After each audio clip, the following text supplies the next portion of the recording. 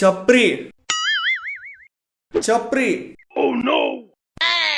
Chapri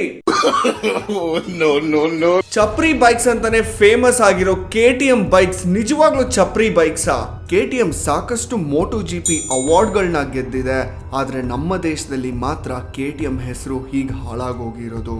KTM bikes ಅದರ performance, style, light weight design, advance technology ಹಾಗೂ ಸ್ಪೀಡ್ಗೆ ತುಂಬಾ ಫೇಮಸ್. ಈ ತರ ಒಂದು ಯುರೋಪಿಯನ್ ಬೈಕ್ ನ 2012ರಲ್ಲಿ ಬಜಾಜ್ 14.5% ಶೇರ್ಸ್ ನ ಅಕ್ವೈರ್ ಮಾಡಿಕೊಂಡು ಇಂಡಿಯಾ ಅಲ್ಲಿ ಲಾಂಚ್ ಮಾಡ್ತಾರೆ. ಎಂಟ್ರಿ ಕೊಡ್ತಿರಂಗೆ ಸೇಲ್ ಸೂಪರ್ ಫಾಸ್ಟ್ ಆಗುತ್ತೆ.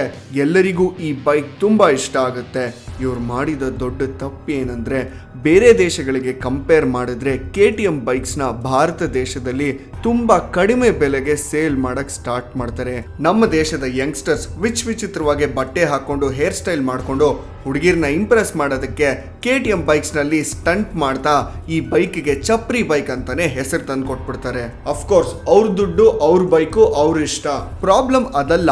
ಪಲ್ಸರ್ ನಂತರ ಇಂಡಿಯಾ ಅಲ್ಲಿ ಅತಿ ಹೆಚ್ಚು ಆಕ್ಸಿಡೆಂಟ್ಸ್ ನೋಡಿದಂತಹ ಬೈಕ್ ಈ KTM ಬೈಕ್ ಅಂತ ಗೂಗಲ್ ಹೇಳುತ್ತೆ. KTM ಒಂದು ಪವರ್ಫುಲ್ ಹಾಗೂ ಅಮೇಜಿಂಗ್ ಸೂಪರ್ ಬೈಕ್. ಅದನ್ನ ದುರುಪಯೋಗ ಪಡಿಸ್ಕೊಳಕ್ ಹೋಗ್ಬೇಡಿ. ಇನ್ನೊಂದಷ್ಟು ವಿಡಿಯೋಸ್ಗಾಗಿ the Info Monster YouTube channel subscribe ಮಾಡೋದು ಮರಿಬೇಡಿ.